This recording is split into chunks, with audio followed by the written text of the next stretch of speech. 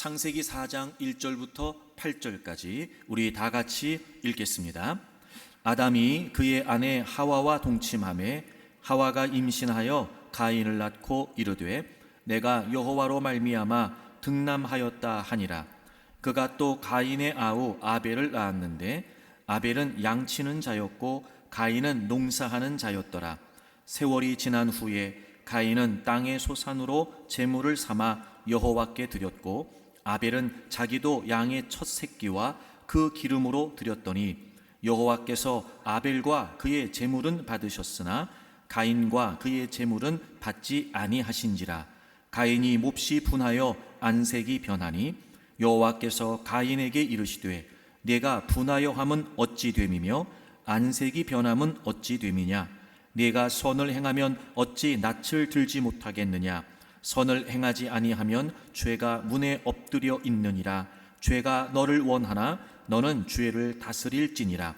가인이 그의 아우 아벨에게 말하고 그들이 들에 있을 때에 가인이 그의 아우 아벨을 쳐 죽이니라. 아멘. 얼마 전에 있었던 한 오디션 프로그램에서 제가 본 장면이었어요. 이제 그 경연에 나오면서 자기를 소개하는데 이렇게 자기를 소개하더라고요. 뮤지컬계를 뒤집어 놓을 배우, 이렇게 소개하더라고요. 22살의 아주 어린 친구였는데 아주 당당한 그런 포부를 밝혔어요. 근데 그분의 경연을 보니까 그게 허풍이 아니었다라는 생각이 들 정도였습니다. 경연을 시작하기 전에 진행자가 질문을 한 가지 해요. 작년부터 지금까지 하루도 빠지지 않고 이것을 했다고 하는데 그게 무엇입니까? 이렇게 물어요. 그랬더니 그 참가자가 대답을 합니다. 매일 1시간에서 1시간 반 정도 꼭 스트레칭을 합니다. 배우라면 신체 훈련은 당연히 기본적으로 되어 있어야 한다는 신념이 있습니다. 매일 스트레칭과 발레를 하고 현대 무용까지 합니다. 이 루틴을 하지 않으면 스스로한테 실망스러워서 잠을 자지 못합니다. 몸 쓰는 거 하나만큼은 전 참가자 중에서 가장 자신 있기 때문에 오늘 최고의 무대를 보여줄 자신이 있습니다. 이렇게 얘기를 하더라고요. 굉장히 거창하게 말했어요. 근데 노래를 하고 공연을 하는 걸 보니까 너무 잘하는 거예요. 무대 전체를 왔다 갔다 하면서 춤까지 추는데 너무 안정적이었던 거예요. 참 잘한다 싶었어요. 이제 공연이 끝나고 심사위원이 심사평을 하는데 그게 참 인상적이었어요. 이렇게 말을 하더라고요. 무대 위에서 배우가 팔 하나를 올릴 때도 그런 동작 하나하나에 설득력이 있는 게 중요합니다. 그런데 참가자의 몸짓에는 설득력이 있었고 그래서 신뢰가 갔습니다. 이렇게 말이죠. 그러면서 매일 하는 그 루틴의 덕을 봤다는 것이 조금도 의심이 들지 않았습니다. 라고 평을 하더라고요. 정말 그 무대를 숨 쉴 틈 없이 왔다 갔다 했어요. 노래도 했고 대사도 있었고 안무도 있었고 게다가 이런 부채를 6개를 활용해가지고 안무까지 했었어요. 어떤 심사위원이 이렇게도 이야기를 해요. 그런데도 흔들림 없이 무대를 이어갈 수 있었던 건 지금까지 당신의 그 루틴이 유지가 됐기 때문에 중심이 흔들리지 않았다. 그 루틴이 에너지의 근본이었다. 부지런히 갈고 닦은 실력이 빛을 발한 것 같다 라고 평을 하더라고요. 그러니까 그 매일의 루틴이 이 오디션 무대에서의 빛을 발하게 했던 거지요. 배우로서 너무나 당연했고 기본적으로 생각했던 그 신체 훈련, 그 매일의 루틴이 오늘의 그 멋지고 아름다운 공연을 만들어 냈다는 거였어요. 그걸 보면서 이런 마음이 들었어요. 우리가 신앙생활을 하는 신앙인으로서 그럼 우리에게 당연히 있어야 되는 기본적인 루틴은 과연 무엇일까? 우리는 분주한 일상을 보냅니다. 다양한 상황을 맞닥뜨리고 복잡한 문제 속에 살아가지요. 그럼에도 불구하고 신앙의 중심을 잃지 않을 수 있는 루틴, 우리의 신앙을 흔들림 없이 유지할 수 있는 루틴, 우리의 신앙의 중심이 흐트러지지 않을 수 있는 루틴, 우리의 신앙의 에너지의 근본이 되는 루틴, 과연 그게 무엇일까? 그래서 우리의 일상에서 하나님의 영광을 나타내고 승리를 가능하게 할 수 있는 루틴은 과연 뭘까? 저는 그것이 예배라고 생각됩니다. A.W. 토저는 이렇게 말을 했습니다. 그리스도인들의 모든 실패는 예배의 영광을 경험하지 못하기 때문이다. 사랑하는 교우 여러분, 여러분에게는 이 거룩한 루틴이 있으십니까? 여러분의 삶에서 이 예배가 여러분의 신앙을 지탱해주는 거룩한 루틴이 되고 있으십니까? 아담과 하와의 두 아들 가인과 아벨이 하나님께 제사를 드렸습니다. 농사를 짓는 가인은 땅의 소산을, 양을 치는 아벨은 양의 새끼를 하나님께 제물로 바쳤습니다. 그런데 하나님께서는 아벨의 제물은 받으셨는데 가인의 제물은 받지 않으셨습니다. 두 사람이 제사를 드렸습니다. 그런데 하나님께서는 한 사람의 제사만 받으셨습니다. 한 사람의 제사는 받지 않으셨습니다. 여러분, 우리가 여기에서 다소 충격을 받지 않을 수 없는 건 이 받지 않으셨다라고 하는 단어의 뜻입니다. 이 말은 쳐다보지도 않으셨다, 관심조차 기울이지 않으셨다, 이런 뜻이에요. 다시 말해서 하나님께서 가인의 예배를 받지 않으셨다는 말은 가인이 드렸던 예배를 거부하셨다는 거예요.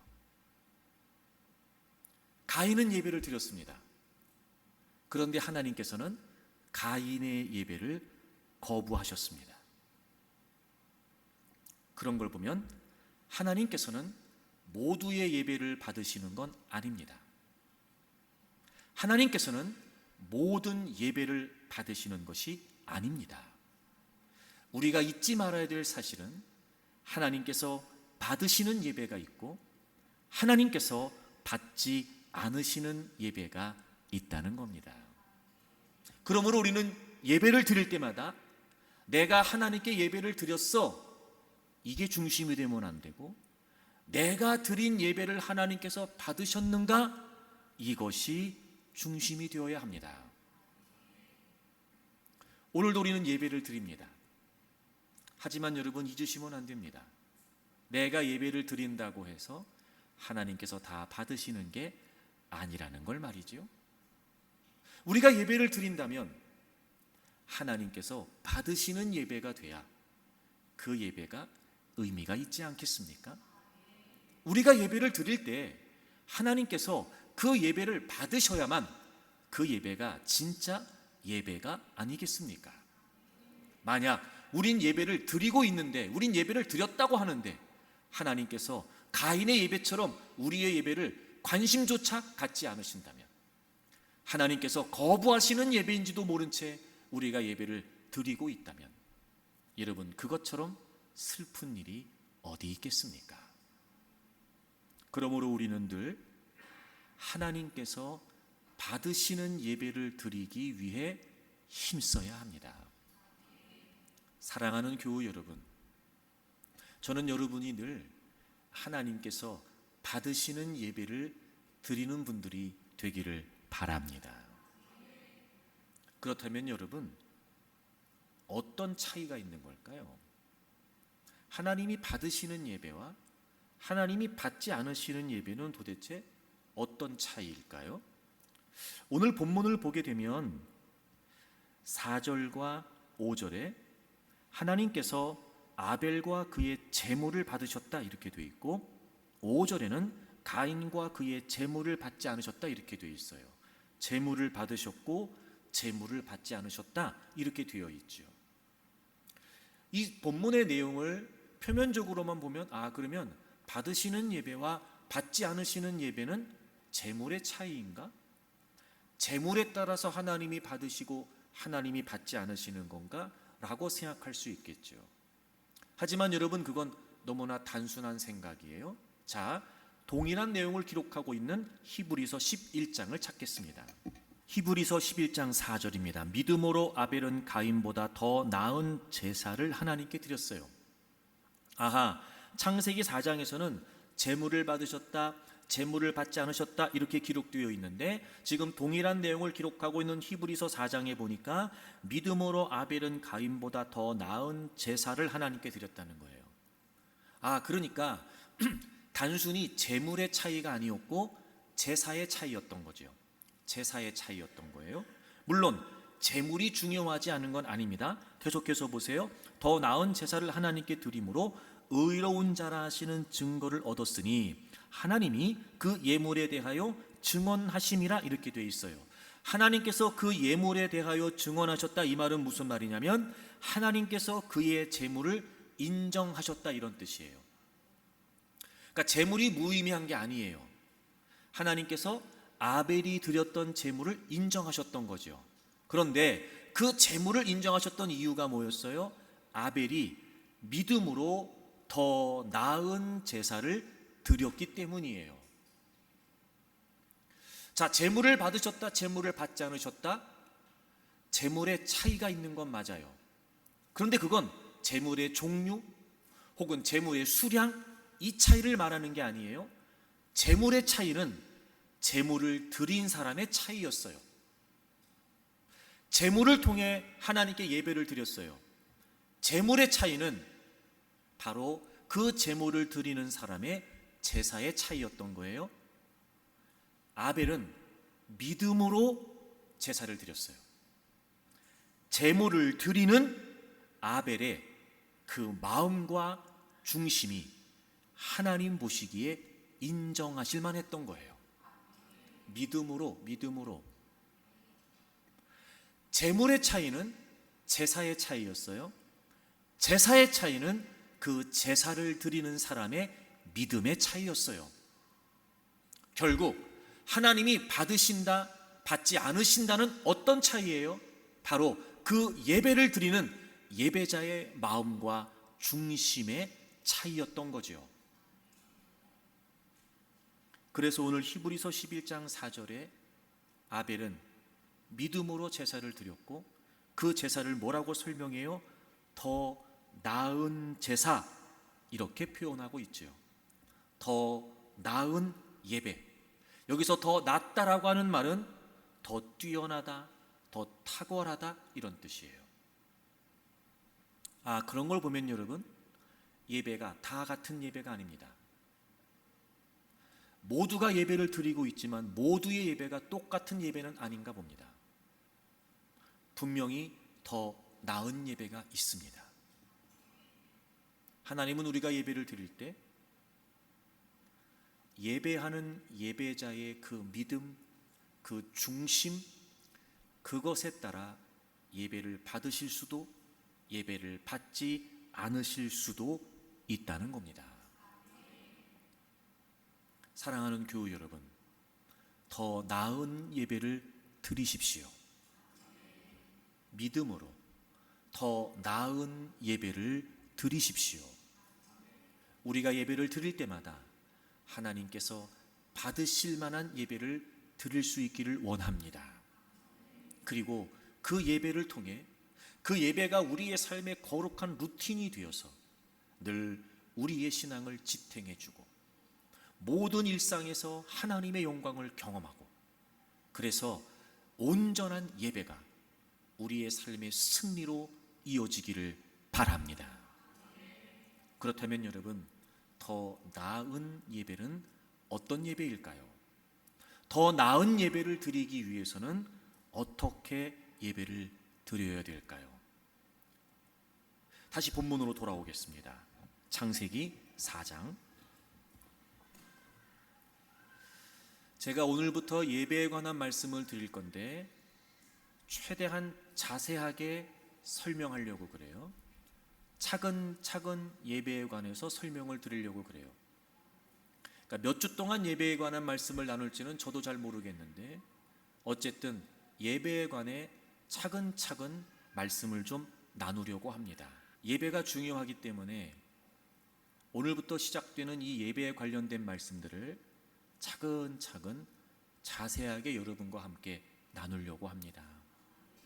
그래서 우리 모두 정말 진정한 예배자가 되고 우리 교회가 정말 진정한 예배 공동체로 변화되기를 바랍니다.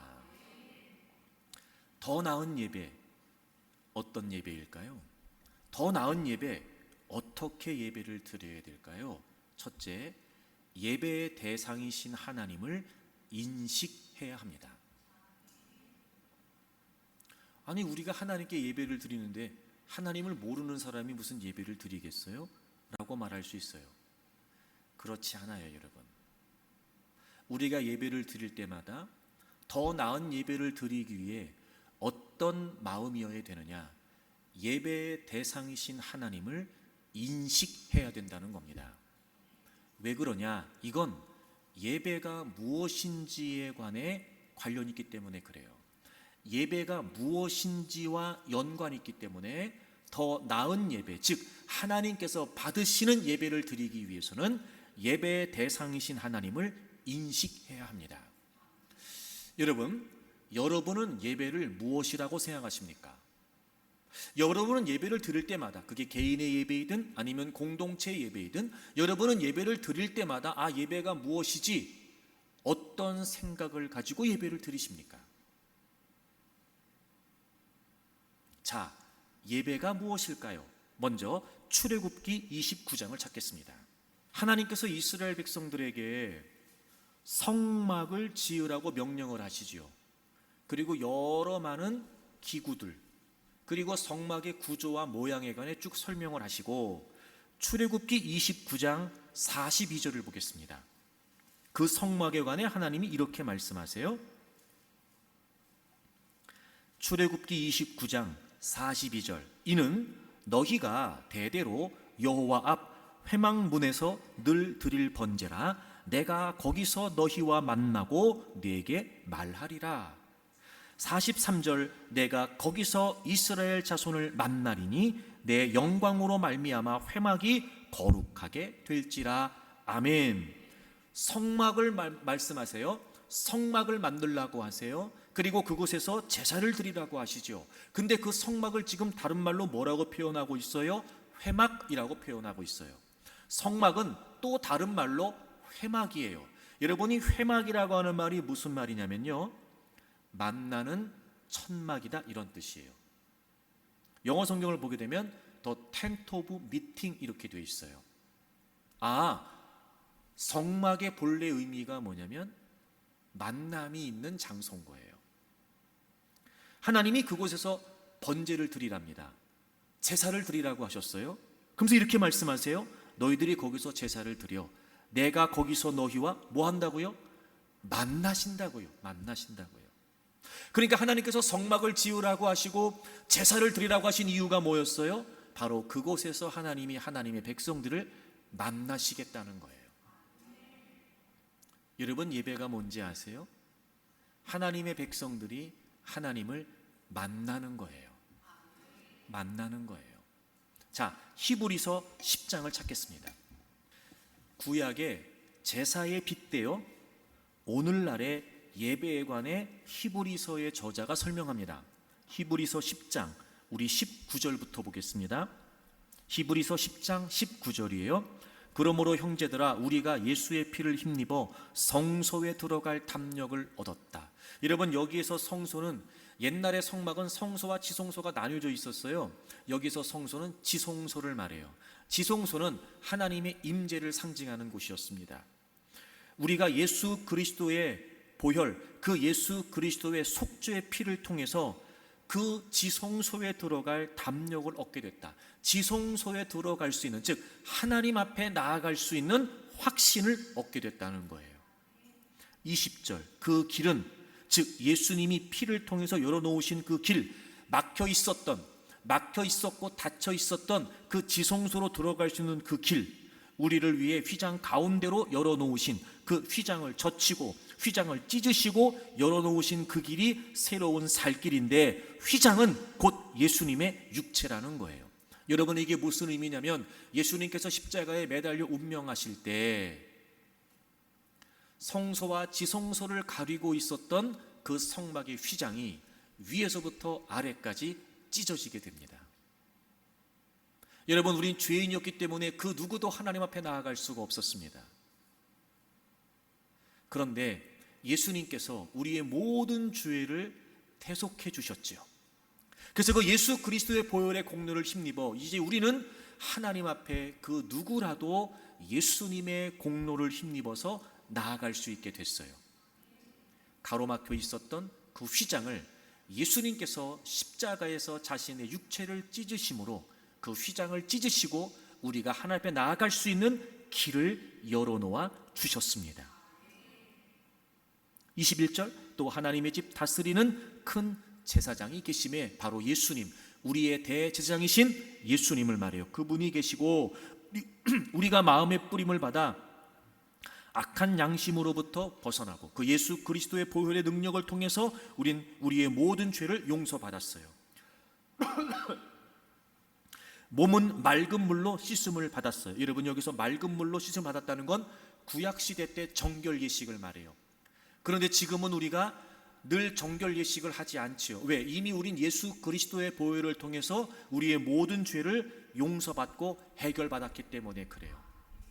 그리고 우리가 정결되었다는 증거로 우리는 침례를 받지요. 바로 이 맑은 물로 씻음을 받았다는 것은 우리의 내적 정결을 외적으로 나타내는 침례 의식을 표현해요. 그렇게 악한 양심으로부터 벗어나고 맑은 물로 씻음을 받아서 참 마음과 온전한 믿음으로 하나님께 나아가자, 이렇게 되어 있어요.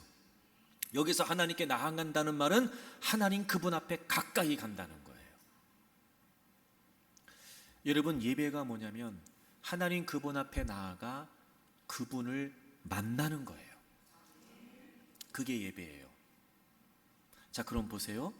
예배가 우리가 하나님 앞에 나아가 하나님 그분을 만나는 거라면, 예배가 예배다워진다는 건요, 그 예배의 대상이신 하나님을 인식하지 않으면 불가능합니다. 여러분, 생각해 보세요. 우리가 누구를 만난다고 할 때 그 만남의 상대가 누구인지에 따라서 만남의 하나부터 열까지가 다 달라집니다. 제가 여러분에게 그런 예를 드는데, 어떤 만남의 상대는요, 그냥 집에서 입던 옷 입고 편한 슬리퍼 신고 나가서 집 앞에서 만날 수 있는 사람도 있어요.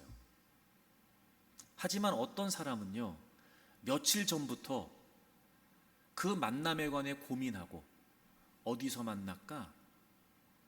뭘 입고 나가야 될까? 내가 늦으면 안 되는데 어떻게 그 약속 장소까지 내가 가야 될까? 이런 걸 고민하고 준비하면서 만나야 될 상대도 있어요.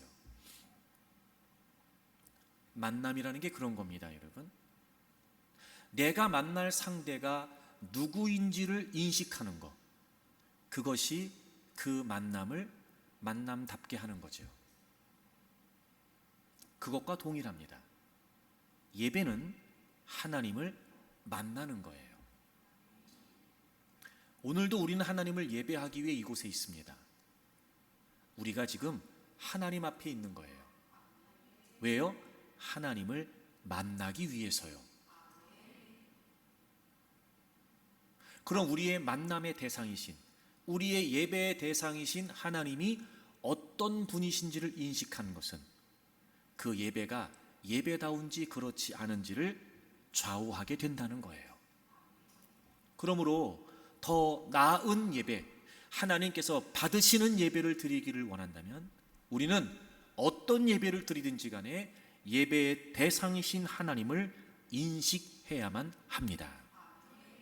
바로 오늘 본문은 가인과 아벨의 예배를 설명해 주면서 역시나 예배를 드렸던 가인과 아벨에게 있어 하나님께 대한 그들의 인식의 차이를 극명하게 우리에게 보여주고 있습니다. 창세기 4장으로 돌아오겠습니다. 먼저 하나님께서 아벨의 예배를 받으셨어요. 자, 그럼 아벨은 어떻게 예배를 드렸나? 창세기 4장 4절을 보겠습니다. 아벨은 자기도 양의 첫 새끼와 그 기름으로 드렸어요. 아벨이 드렸던 제물, 그 제사를 통해 우리는 하나님에 대한 아벨의 인식을 볼 수 있습니다. 아벨이 하나님께 제물을 바쳤는데 양의 첫 새끼, 그리고 그 첫 새끼의 기름으로 제물을 드렸어요. 여러분, 아벨은 먼저 첫 것을 하나님께 드렸습니다. 여러분, 이 첫 것이 가지는 의미가 뭘까요? 양의 첫 새끼, 처음 난 새끼, 바로 그 첫 것, 어떤 의미일까요? 여러분, 첫 것은요, 일단 가장 귀하다는 의미를 담습니다. 게다가 첫 것은요, 가장 최우선이라고 하는 의미를 담지요. 아벨은 자신이 하나님께 제물을 드리면서 첫 것을 드렸어요. 다시 말하면 아벨에게 있어 하나님은 어떤 분이세요? 첫째이신 분이세요. 아벨에게 있어 하나님은 어떤 분이세요?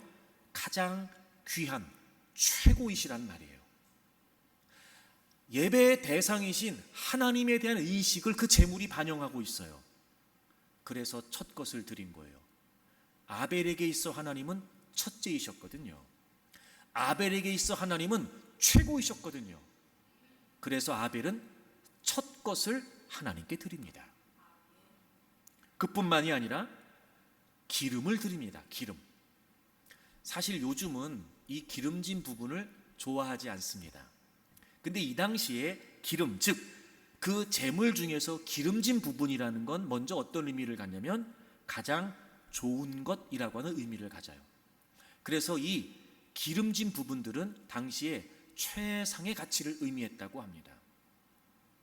그것도 중요한 의미인데 여러분, 그보다 더 중요한 의미가 담겨져 있어요. 레위기 3장을 좀 찾겠습니다. 레위기 3장입니다. 하나님께서 제사를 드리라고, 제사야 제물에 관해 말씀하시면서 레위기 3장 우리 14절부터 보시면, 그는 그 중에서 예물을 가져다가 여호와께 화제를 드릴지니 곧 내장에 덮인 기름과 내장에 붙은 모든 기름. 계속 기름이 나오죠, 여러분. 15절, 두 콩팥과 그 위에 기름, 곧 허리 쪽에 있는 것과 간에 덮인 꺼풀을 콩팥과 함께 떼어낼 것이요. 16절, 제사장은 그것을, 즉 각 부분에서, 그 제물의 각 부분에 있는 기름, 그 떼어낸 기름들을 제단 위에서 불사를 지니 이는 화제로 드리는 음식요 향기로운 냄새라. 모든 기름은 여호와의 것이다. 여러분, 제물을 드릴 때요, 그 제물의 기름진 부분들을 다 떼어서 하나님께 바쳤어요. 왜냐하면 그 모든 기름은 하나님의 것이었거든요.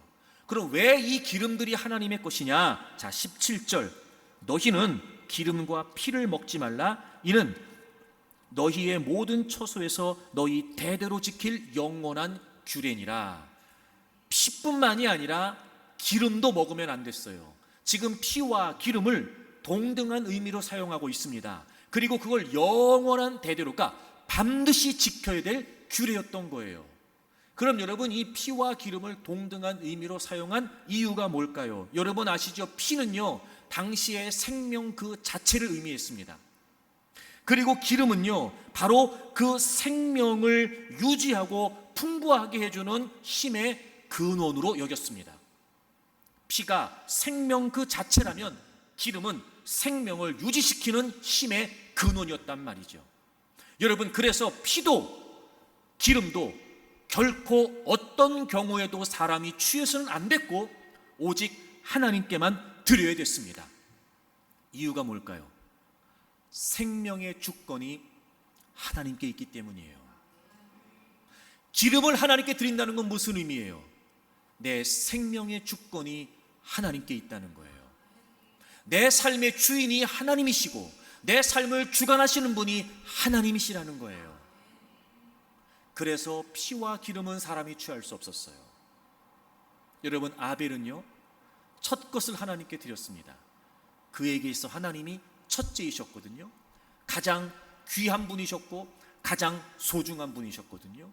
뿐만 아니라 아벨은 기름도 하나님께 바쳤어요. 기름진 부분을 다 하나님께 드렸습니다. 바로 아벨 자신의 생명의 주인이 하나님이십니다. 아벨 자신의 삶을 주관하시는 분이 하나님이십니다 라고 하는 고백으로 그 제물을 드렸던 거죠. 여러분 보세요. 아벨이 드렸던 예물, 아벨이 드렸던 예배를 보면 아벨에게 있어 하나님이 어떤 분이신지가 분명히 나타나죠. 하나님은 어떤 분이세요? 하나님은 그의 주인이세요. 하나님은 그의 주관자이세요. 하나님은 그에게 첫째이세요. 하나님은 그에게 최고이세요. 하나님은 그에게서 가장 소중한 분이셨단 말이에요. 그걸 그 예배에서 하나님께 고백하고 있었던 것이고, 하나님께서는 그렇게 드렸던 그 아벨, 그의 믿음과 그의 중심과 더불어 그의 제물을 더 나은 예배로 받으셨던 거예요. 사랑하는 여러분, 예배의 대상이신 하나님을 인식하는 것이 더 나은 예배를 드리는 비결입니다. 과연 오늘도 우리가 하나님을 예배하고 있는데 여러분에게 하나님은 어떤 의미이십니까? 과연 하나님이 첫째이실까? 과연 하나님이 최고이실까? 과연 하나님을 내 모든 삶에, 그리고 내 생명의 주관자로 인정하고 있는 걸까? 만약 우리도 오늘 주일이기 때문에 이 자리에 예배를 드린다고 말할지 모르지만, 예배를 드리는 우리의 마음과 중심 속에 이 믿음의 고백이 담겨져 있지 않다면 오늘 우리의 예배는 무의미한 예배가 돼버리고 말 겁니다. 그럼 가인은 어땠을까? 그 반대였겠지요. 여러분 다시 창세기 4장으로 돌아오실까요? 3절에 보시면 가인은 농사하는 자였어요. 3절, 세월이 지난 후에 가인은 땅의 소산으로 제물을 삼아 여호와께 드렸어요. 그래요. 여러분, 농사를 짓는 사람이니까 당연히 땅에서 거둔 열매와 소산을 가지고 제사를 드리는 건 당연한 일이죠. 그게 뭐가 문제겠어요? 여러분, 아벨의 제물과의 차이점이 느껴지십니까? 아벨은 분명히 자기가 기르는 양의 첫 새끼, firstborn, 첫 새끼를 드렸어요. 근데 가인은 땅의 소산이라고 되어 있지 땅의 첫 소산이라고 되어 있지 않아요. 제물에서 제물을 드리는 자의 하나님에 대한 인식이 보이잖아요. 그뿐만이 아니었어요. 하나님께서 아벨의 예배는 받으셨는데 가인의 예배는 받지 않으셨잖아요. 그래서 가인이 이렇게 반응을 합니다. 5절, 가인과 그의 제물은 받지 아니하신지라 가인이 몹시 분하여 안색이 변했습니다. 하나님이 동생의 제사만 받으시고 자신의 제사를 받지 않으셨다는 걸 가인이 알게 된 거예요. 그리고 가인이 어떻게 했어요? 몹시 분해서 안색이 변했어요. 여러분, 여기에서 안색이 변했다는 말이 무슨 말이냐면 극심한 분노, 극심한 분노에 의해서 안면 근육이 경직됐다는 말이에요. 여러분, 이거 다 무슨 말인지 아실 거예요. 너무 화나면은요 얼굴이 막 울그락불그락 되다가요 이 얼굴이요 다 굳어진다니까요. 그래서 여러분, 화나거나 분하거나 막 그러면요 이 안면 근육이 경직되면서 말이 안 나와요. 말이. 그래서 드라마나 이런 거, 영화 같은 거 보면 그런 거 볼 수 있잖아요. 막 화가 막 극도로 막 올라오면은요 이 얼굴이 경직된다니까요. 굳어진다니까요. 이게 그 표현이에요. 자, 하나님이 가인의 제사를 받지 않으셨어요. 물론 누군들 그게 좋았겠습니까? 근데 지금 가인은 하나님이 자신의 제사를 받지 않으신 것에 관해 극도로 분노하고 있어요. 이게 누구한테 화내는 거예요? 지금 하나님께 화내는 거예요. 우린 착하니까 만약에 하나님이 우리 예배를 받지 않으셨으면 서운하고 좀 실망이 되긴 하겠지만 우린 너무 착해서 이렇게 화를 낼 수 있을까 하나님께? 근데 가인은요 자신의 예배를 받지 않으시는 하나님께 극도로 분노를 표출해요. 무슨 의미겠어요? 하나님이 자신의 예배를 받지 않으신 걸 내가 인정할 수 없다는 거예요. 받아들일 수 없다는 거예요. 사실 여러분, 하나님이 어떤 분이신지가 분명하면 하나님께서 예배를 받지 않으신 것에 관해 서운함은 있을 수 있겠으나 왜 예배를 받지 않으셨지? 내 예배에 뭐가 문제일까? 왜 아벨 예배는 받으셨는데 하나님이 내 예배는 받지 않으신 거야? 내가 뭘 잘못했지? 하나님, 저 알려주세요. 제가 다음부터는요 이렇게 예배 드리지 않을 거예요. 예배의 대상이신 하나님을 인정하는 게 그거잖아요, 여러분. 근데 가인은 그 반대예요. 마치 내가 예배를 드렸는데 왜 하나님이 안 받냐는 거예요. 적반하장도 유분수지. 나는 예배를 드렸는데 왜 무슨 이유로 하나님은 안 받았냐는 거예요. 따지는 거예요, 지금 하나님 앞에. 그리고 그 예배를 받으신다, 받지 않으신다, 그 예배의 주권이 하나님께 있다는 걸 인정하지 않는 거예요. 기가 막히죠, 여러분. 이미 그가 지금 예배 자리에 나와 하나님께 예배한다고 말할지 모르지만 이미 그 예배자의 마음 자체가 하나님에 대한 인식이 잘못되어 있는 거예요. 그걸 모르실 리가 없었던 하나님께서 그의 예배를 받으시겠습니까? 받지 않으시죠. 그럴듯하게 아벨과 함께 나도 하나님께 예배를 드린다 흉내는 내고 있었을지 모르지만 하나님을 하나님으로 인식하지 못한, 하나님을 최고로 여기고 하나님이 생명의 주권자라는 사실을 인정하지 않았던, 자신의 삶의 주인이라는 것을 인정하지 않았던 가인의 그 잘못된 중심의 예배를 하나님께서 받으실 리가 없어요. 분명하죠, 여러분? 놀라운 사실은 그 제물에서, 그들의 제사에서 예배의 대상이신 하나님에 대한 예배자들의 인식이 그대로 드러나는 거예요. 사랑하는 교회 여러분, 여러분의 예배는 어떠합니까? 예배의 대상이신 하나님을 인식하십니까? 개인의 예배를 드리든 공동체 예배를 드리든 가정에서 예배를 드리든 예배의 자리에서 늘 하나님이 나의 주인이십니다. 하나님이 저에게 첫째이십니다. 하나님이 저에게 가장 소중한 분이십니다. 그런 믿음의 고백을 담아 하나님을 예배하십니까? 정말 하나님이 최고라면 우리의 삶에서 예배는 최고여야 합니다. 정말 하나님이 첫째라면 우리의 삶에서 예배는 첫째여야 됩니다. 정말 우리의 삶에 하나님이 최우선이라면 우리의 삶에서 예배는 최우선이어야 합니다. 여러분, 개인의 예배가 여러분의 삶에서 첫째입니까? 주일 예배, 주중 예배, 우리가 모여서 드리는 예배가 여러분의 삶의 일상에서 과연 첫째입니까? 하나님을 만나는 그 예배가 우리의 삶의 첫째가 아닌데 어떻게 하나님이 첫째입니까?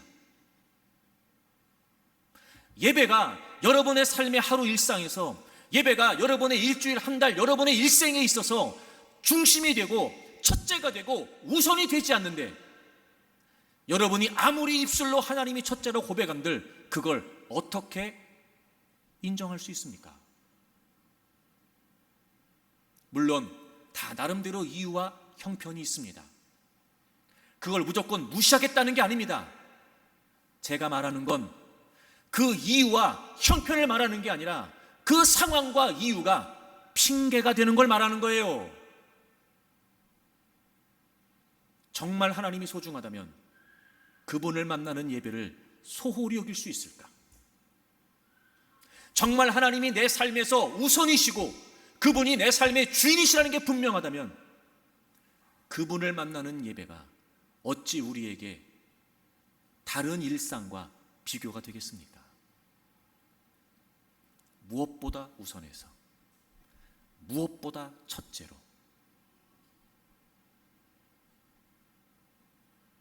오늘 빠지신 분들은 시험에 들어도 어쩔 수 없지만, 여러분, 주일은 주일이에요. 왜 우리 의식 속에 주일이라는 의식 자체가 없어지는 겁니까? 아니, 주일날 왜 다른 걸 계획하냐고. 주일날 왜 다른 약속을 하냐고요. 주일날 왜 다른 스케줄을 잡냐고요. 애초에 주일은 하나님의 날이다. 주일은 내가 하나님을 예배하는 날이다.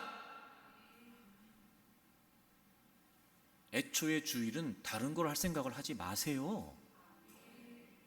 그래야지. 주중의 예배도 마찬가지예요. 여러분, 개인의 예배도 마찬가지입니다. 그래요, 바쁘고 분주하게 사는 거 다 알아요. 하지만 여러분, 그게 때로는 우리에게 핑계라는 걸 우리도 모르지 않을 텐데, 희한하죠? 바쁘고 힘들다, 피곤하다, 분주하다 그래도요, 자기가 원하는 건 다 해요. 밥을 굶어가면서도 하고요, 잠을 못 자가면서도 한다니까. 근데 희한하죠? 개인의 삶에서 말씀을 읽고 기도하고 말씀을 묵상하는 건 바쁘대요. 나는 지금 상황과 형편을 얘기하는 게 아니고요, 마음 얘기하는 거예요. 중심 얘기하는 거예요, 여러분. 애초부터 주일은 예배를 드리고, 수요일은 예배가 있고, 금요일도 예배가 있고, 내가 매일같이 성경 읽고 기도하고, 이거를 여러분 애초부터 그냥 딱 하나님을 만나는 시간이 나에게 가장 중요한 시간이고, 그분이 나에게 가장 소중한 분이니까 그 무엇과도, 그 어떤 사람을 만나는 것과도, 그 어떤 일정과도 비교할 수 없으니 주일은 안 돼. 수요일은 예배 드려야 돼. 금요일도 예배를 드려야 돼. 난 매일같이 성경 읽고 기도하는 시간을 빠뜨릴 수 없어. 아니, 그러면 되는 거 아니에요? 그러면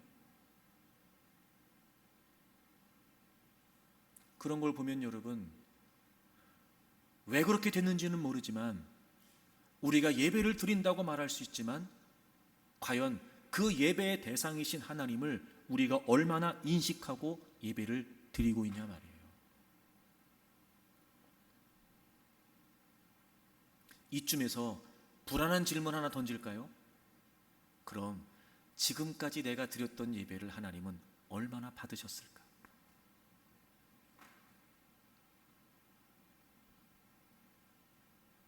제가 이렇게 시간을 끄는 건 까먹어서 그러는 게 아니라 생각하시라 이 말이에요.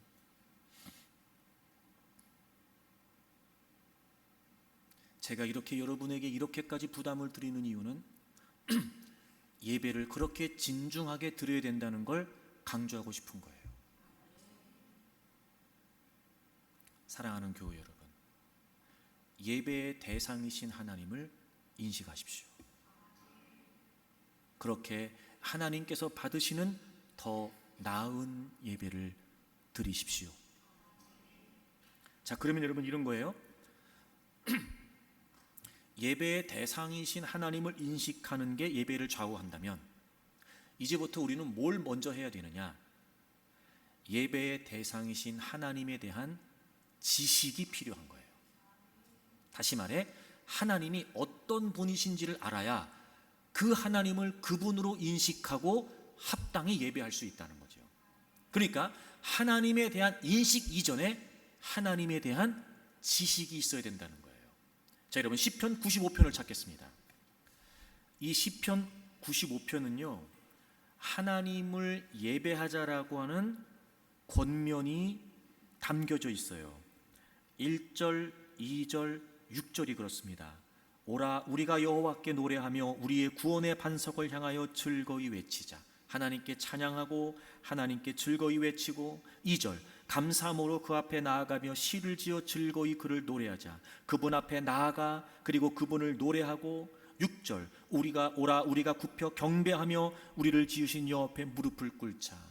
그러니까 여러분, 거기에 모인 회중들에게 우리가 하나님을 예배합시다, 하나님을 경배합시다, 하나님을 찬양합시다, 이렇게 서로 하나님을 예배하자라고 하는 권면을 하고 있습니다.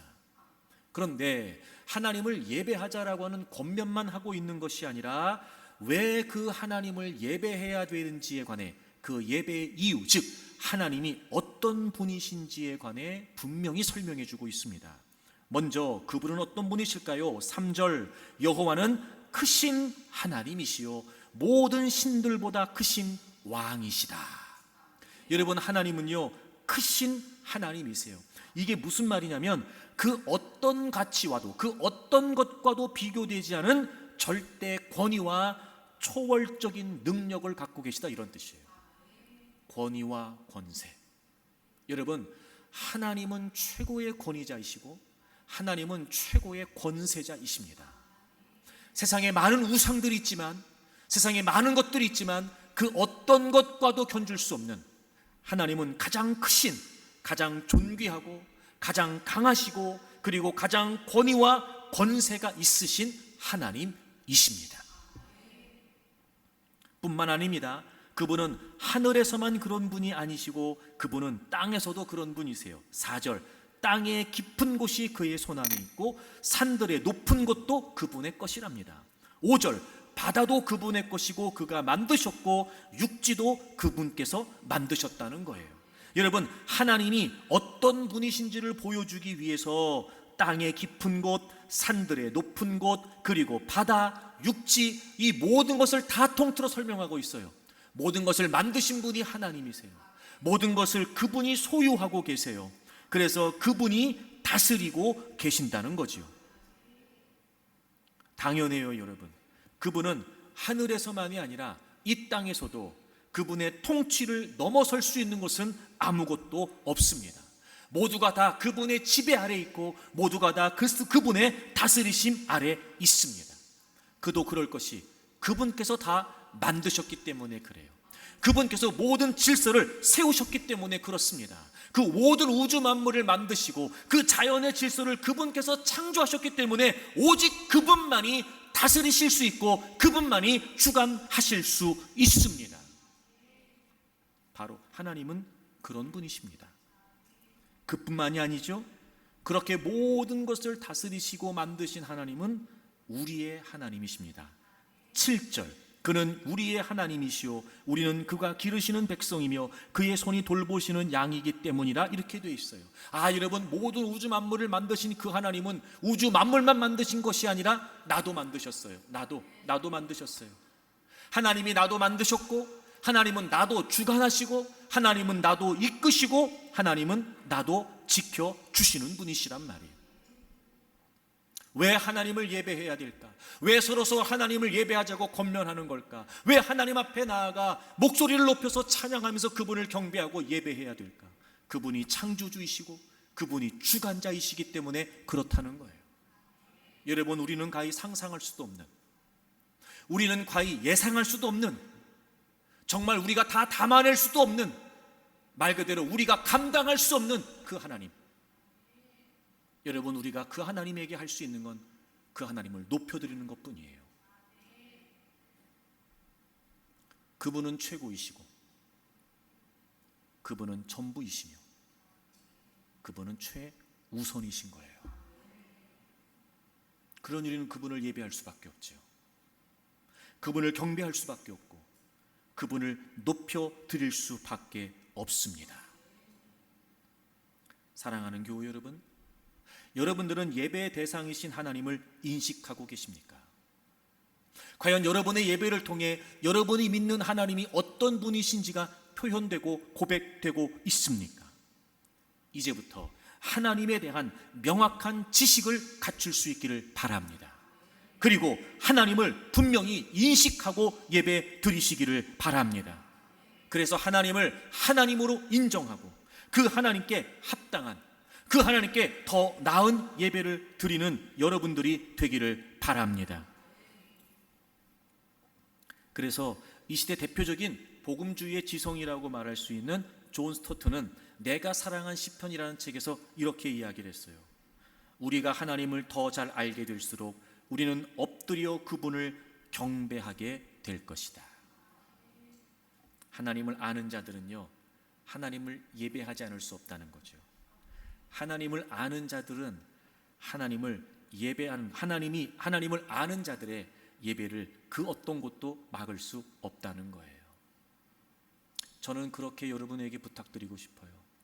누군가 우리 예배를 볼 때마다 우리의 예배의 대상이신 하나님이 최고라고 하는 사실을 그들도 인지할 수 있도록, 아, 저 사람들이 예배 드리는 거 보니까 하나님은 저런 분이시구나, 그들도 인정할 수 있도록 우리의 예배가 더 진지해지고 우리의 예배가 더 진중해지기를 바랍니다.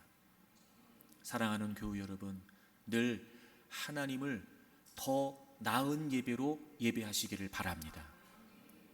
예배의 대상이신 하나님이 어떤 분이신지를 인식하고 그 하나님께 대한 여러분의 믿음을 고백하면서 우리의 예배는 늘 최고이신 하나님, 그리고 최우선이신 하나님, 무엇보다 우리의 모든 것을 다스리시고 주관하시는 바로 주관자이신 하나님, 우리의 예배를 통해, 여러분의 예배를 통해 그 하나님이 고백되고 그 하나님이 인정되기를 바랍니다. 그렇게 하나님께서 기뻐 받으시는 예배를 통해 여러분 날마다 예배의 영광, 예배의 은혜 속에서 승리하는 분들이 되시기를 주의 이름으로 축복합니다.